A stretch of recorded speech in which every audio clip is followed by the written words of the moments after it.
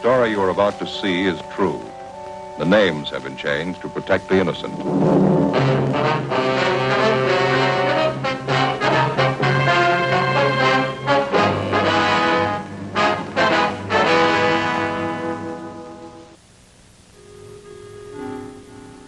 This is the city. Over 2 million people. Almost 1 million of them work. Some of them work in factories. Some of them work in stores. Most of them work hard for a living. A few of them try to take things the easy way. That's why I have a job. I'm a cop. It was Monday, July 9th. We were working the day watch out of robbery division. My partner's Frank Smith. The boss is Captain Didion. My name's Friday. A man had been pulled from his car, been beaten and robbed. His car had been stolen. The criminal had made good his escape. We had to find him.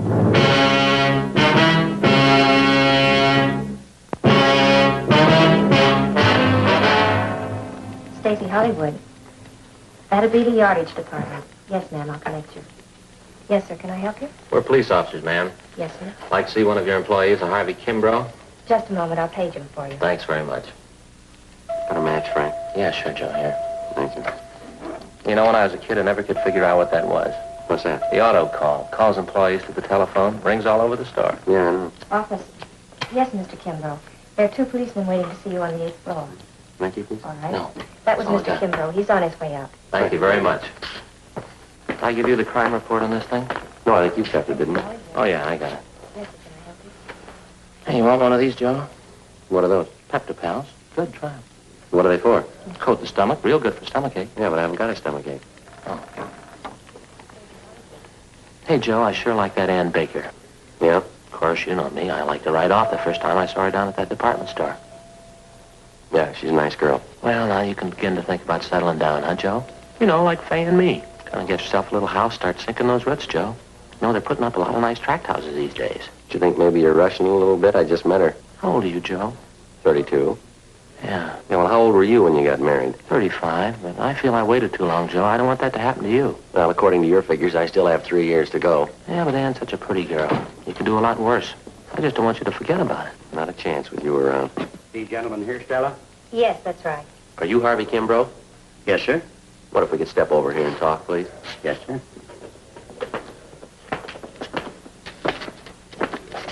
I sure appreciate you people coming over here. I don't like to take time off from my work. It's pretty tough on my partners, Clive and Warren. Yes, sir, we understand. Janitor work in a big store like this keeps you hopping. You haven't got any idea who the hold-up man is yet, have you? No, sir, we haven't. We'd like to get a little more information on what happened. Did you talk to the 2 officers in the police car? Yes, we did, but it's customary for us to make a follow-up for any additional information. You fellas are plainclothesmen, is that it? Yeah, we're from Central Robbery. Oh, I see.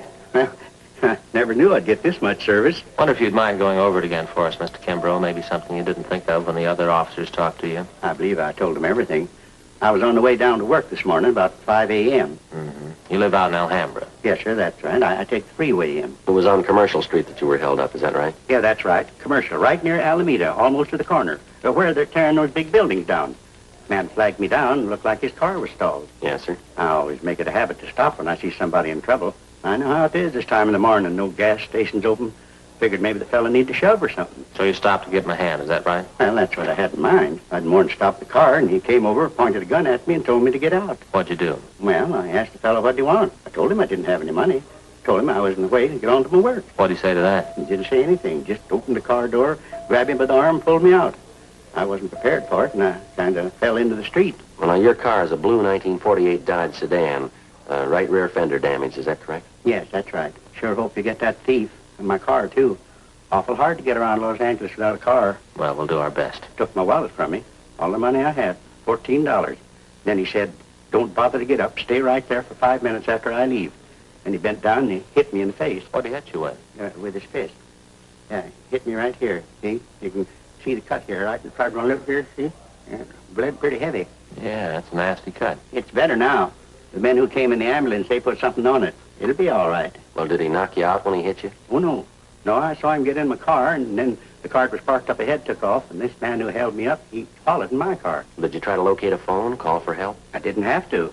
This Mr. Ferguson pulled up and stopped right away, and then the officer came. Besides, I figured I'd better do what I was told. How's that? I was afraid. I was going to wait 5 minutes.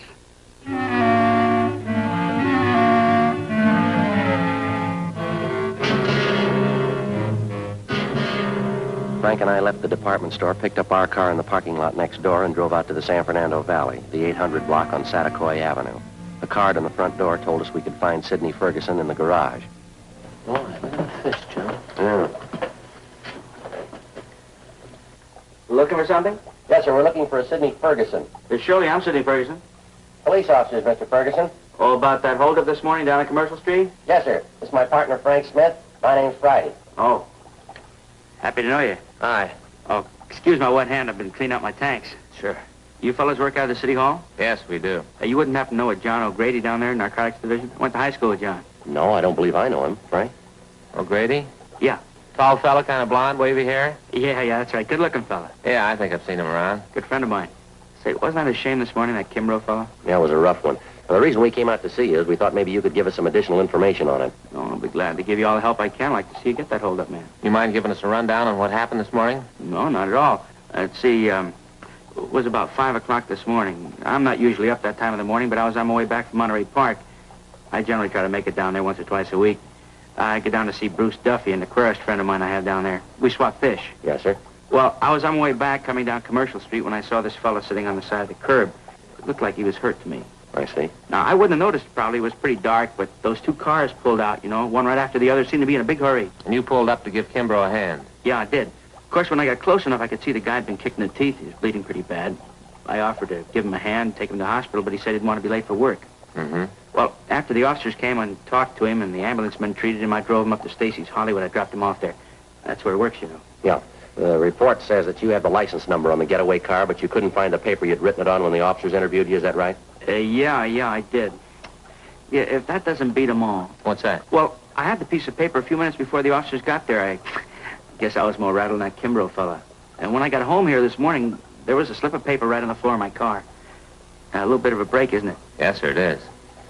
Sure got a lot of fish. Yeah, it's my hobby, raising them. Oh, sure. Let's see, where did I put that piece of paper at? I really wrote it down, believe me. I just misplaced it somewhere here. I've been trying to get rid of some of the algae off the glass in my tanks. Hey, Joe, look at this. Gee, did you ever see anything prettier in your life? Yeah. How'd you fellas really like to see something you haven't seen before? What's that? Take a look in this tank here. Aplochromis multicolor. That's her scientific name. Commonly known as the Egyptian mouth breeder. Is that a fact? That's a little female there. See? She's one of the most sacrificing mothers in aquarium history. One of the strangest, too. How's that? Well, she lays her eggs in a small depression in the sand down there at the bottom of the tank. Well, how many eggs would that be? Usually 80 to 90. Now, here's the strange part. As the eggs are fertilized, she scoops them up into her mouth. She eats them. Oh, no. They remain in her mouth while they hatch. How long does that take? Over 14 days. How does she eat? That's just it. She doesn't. She doesn't touch food in any form for this 2-week period. Seems to just waste away. Well, what happens then? Finally, the eggs hatch after 14 days, and little fry comes swimming out of the mother's mouth. Yeah? And while the fry are growing up, first you can hardly see them, they're so tiny.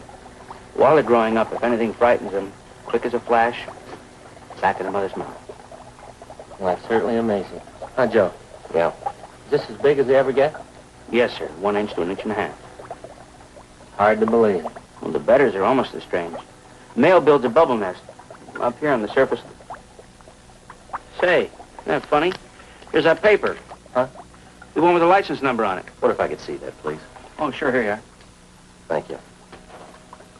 Pretty sure of this number, Mr. Ferguson? Yes, sir, I am. I got a good look at it. Well, thank you very much. Oh, not at all. Wish Yeah. you could spend a little time.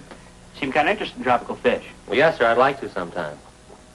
Well, bye. Bye. Bye. Oh, say, Officer Smith. Yeah? Just a minute.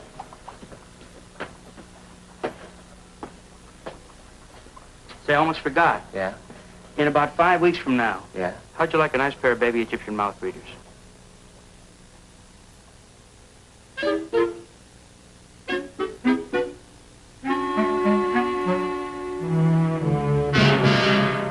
"10:45 a.m. Frank and I got in the car and headed back toward town. I called communications and had them check the license number Ferguson gave us through DMV.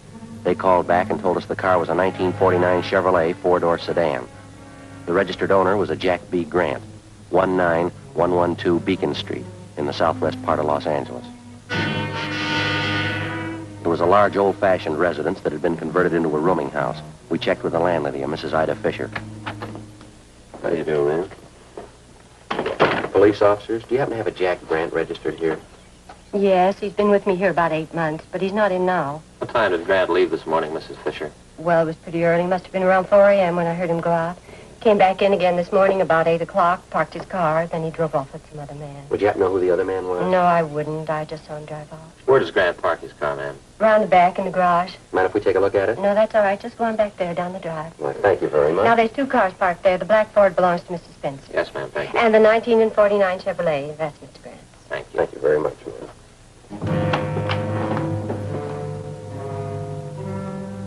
We checked the car and the license number. It matched the description given us by the victim, Harvey Kimbrough, and the witness, Sidney Ferguson. Together with Mrs. Fisher, we checked Jack Grant's room. We found nothing of importance. His clothing and personal effects were all there, nothing to indicate that he wouldn't be back. We told the landlady that we were placing the house under surveillance, and if Grant should return, not to say that we'd been there. She agreed and offered further assistance. She said she'd signal us by raising and lowering her front window curtain when Grant returned. We parked down the street, called the office, and advised them we were on stakeout. 2 men were sent out, and they covered the back entrance. Frank and I covered the front. By 6 o'clock that night, Grant had failed to show. 9 p.m., still nothing. 11 p.m. What time they say that relief team was coming out? Around 11 sometime. Chandler and Ricketts, huh? I don't know, I guess so. Oh, boy, I'm stiff. Feels like needles all over my body. It's been about 12 hours, hasn't it? Yeah, just about. Just like driving to San Francisco. You know, Faye makes me drive all the way. And when I get out at the other end, I'm stiff as a board. There's a car pulling up down there. Oh, yeah. You see who it is? Yeah. Yeah, that's Ricketts.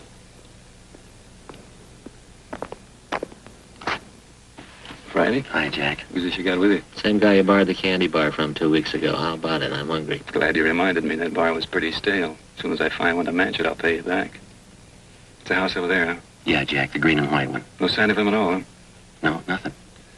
Well, you guys want to take off? Yeah. I guess you can make out all right, Ricketts. You got Chandler with you. Friday, I feel sorry for you drawing this guy for a partner. Well, after 7 years, he kind of grows on you. I'd like to check out with the landlady before we take off. Her name's Ida Fisher, Jack. Right, Joe. Let's go, Joe. Joe.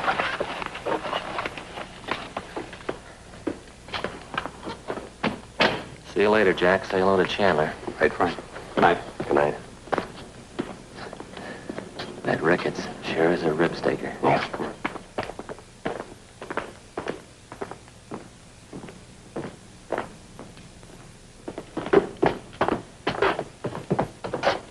Light's still on in the living room. Guess she's sweating it out with us. Yes, Sergeant Friday? Sorry to bother you again, ma'am. Oh, that's all right. Mr. Grant still hasn't come in. I wonder if it'd be all right if we took another look at his room. I don't see why he hasn't come in. Watch it! Mr. Grant, where are you going? Mr. Grant! It's Grant, out the back! Right, Joe.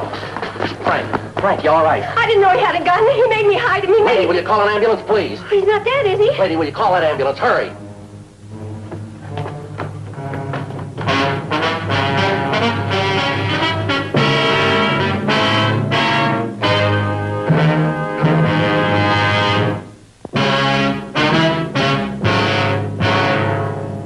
Monday, July 9th, 11:28 p.m. The ambulance arrived and Frank was taken to Georgia Street Receiving Hospital. His condition was critical. Despite the fact that the other men on stakeout at the house had closed in as quickly as possible, Jack Grant somehow had succeeded in jumping out a side window and making good his escape through a maze of neighboring backyards. The men at the scene began a search of the immediate area. I called in and communications got out a broadcast and an APB. A special detail of men and cruiser cars was rushed to the scene and a blockade was thrown up around the area.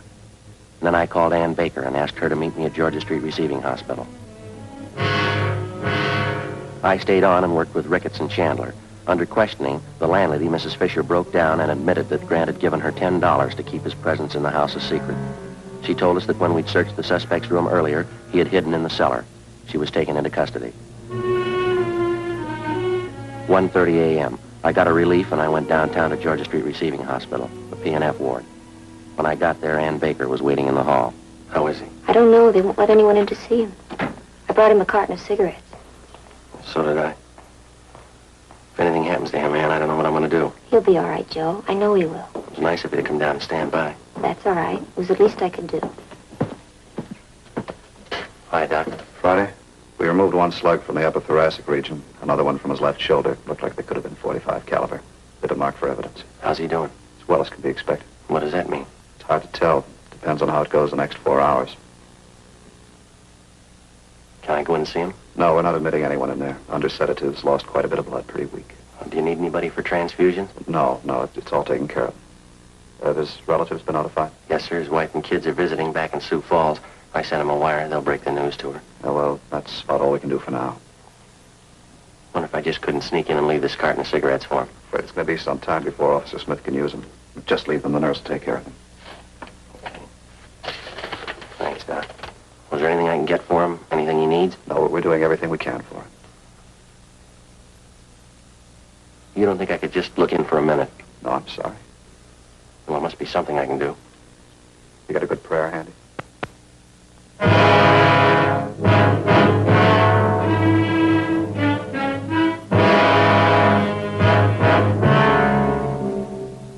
A.m. I left Georgia Street Receiving Hospital and drove back to the scene of the shooting.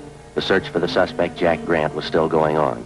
The neighborhood was checked and rechecked. Everything possible was done to find the man who shot down Officer Frank Smith. It's been said that a police department goes all out, doubles its efforts to run down a criminal who attacks a police officer. Well, it's true, but most people aren't aware of the reason. Certain elements would like you to believe that the police officer places the safety of his fellow officers above that of the citizen. This isn't true. His first day at the academy, the cadet peace officers taught this basic fact. If a criminal would shoot down the armed police officer, he wouldn't hesitate to shoot down the unarmed citizen. 3 a.m. I finally located Lieutenant Jack Ricketts at the corner of Coronado and Beacon Streets, 7 blocks from the scene of the shooting. How is he? Not too good. Depends on the next 4 hours. What are his chances? I didn't ask. Now, we're not getting any place here. Nothing at all, huh? Nothing. Well, something's got to break. Chandler's still downtown. They're combing through Grant's package. He's down at the I Bureau. They come up with anything? Nothing. Not since the last time I checked, about 40 minutes ago. Any ideas? Fresh out. You? Well, he couldn't have gotten far. Not this soon, he couldn't. Bus depots, train terminals, airports all covered. The highway patrol's been alerted. Nothing so far. He's got to be someplace close, Jack. He's got to be. Yeah, I think he's holed up in town, too. But where? Yeah. He's in a jam. He's had good publicity. A lot of his friends are going to hide that welcome mat. Well, maybe that narrows it down a little. Maybe. Let's find him.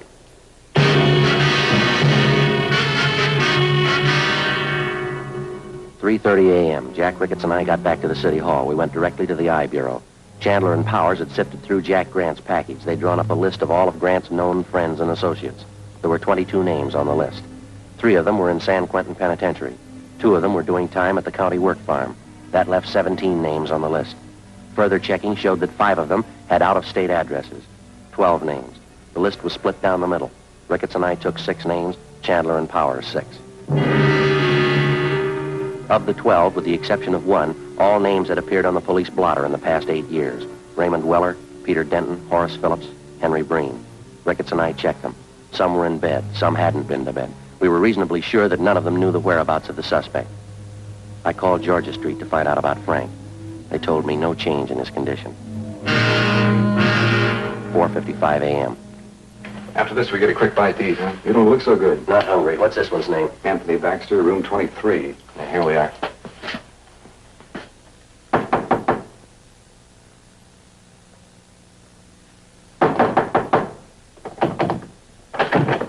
Yeah? Police officers. You Anthony Baxter? Yeah? Want to talk to you.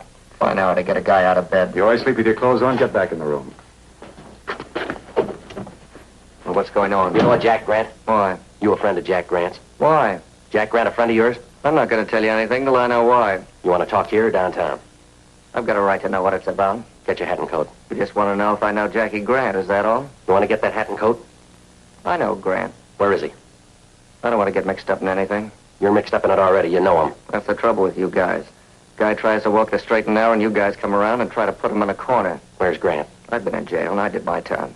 You haven't got anything on me. Baxter, let's get this straight. We're not after you. We want Grant. We didn't come up here to push you around. We don't want you to push us around. Now, where is he? I'm going to tell you something. I don't like being talked to this way, and I'm not going to stand for it. I got certain rights, and I'm going to stand on them. Now, you listen to me. friend of mine's lying in the hospital because of your pal, Jack Grant. He put 2 bullets in him. Now I'm tired and I'm out of patience. Where is he? Where is he? All right, Joe. It's all right. Yeah. It's the last time around, Baxter. Tell us where Grant is. Come on, quick. Hotel Filbert, room 605. All right, let's go downtown. What for? I haven't done anything. I've already told you everything I know. That's right. We don't want you to tell anybody else.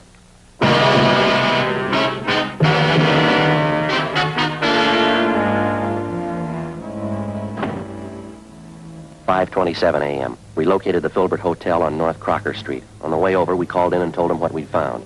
Chandler and Powers met us outside the hotel. They took up their position. Ricketts and I checked with the desk clerk and confirmed that the suspect was in room 605. He was registered under an alias. We took the elevator to the 6th floor. Room 605 was directly across from the elevator.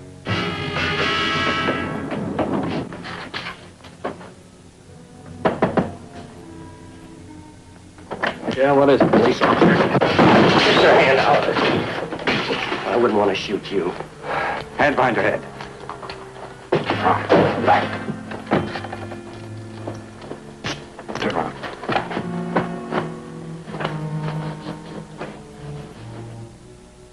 "5:42 a.m. Ricketts and Chandler took the suspect into custody. It was 6:03 a.m. when I got to the Georgia Street Receiving Hospital, the P&F ward. Ann was still waiting. Sergeant, Hi, Doc. How is he? you can go in. Don't stay too long. All right, thank you. All right. You look all in. No, I'm all right. You want me to go with you? Yeah, would you? Sure.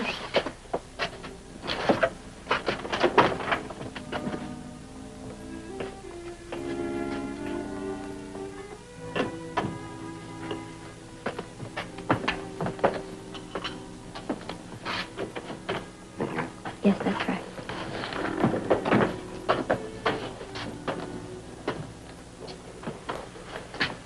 Hi, Frank. Hi. You look tired. How you feeling? I'll do. How'd it go? We got Grant. You look tired. You been working straight through on it? Yeah. Anything I can get you? No. I just gotta take it easy a few days. You know, rest up. Get well. Yeah. I'll be well in a few days. Sure you will. Just a little rest. Hey, Joe, have you given any more thought to what I was talking to you about yesterday? What? You know, about you and Ann. You don't need any rest. Huh? You're well.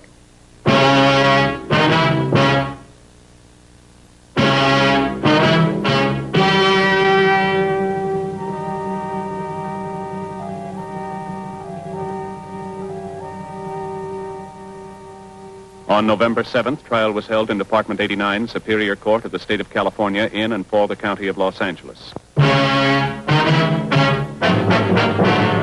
The suspect was tried and convicted on 1 count of assault to commit murder. He and his accomplice were convicted on 4 counts of first-degree robbery. Assault to commit murder is punishable by imprisonment in the state penitentiary from 1 to 14 years. First-degree robbery by imprisonment in the state penitentiary from 5 years to life. The landlady, Ida Fisher, was placed on probation.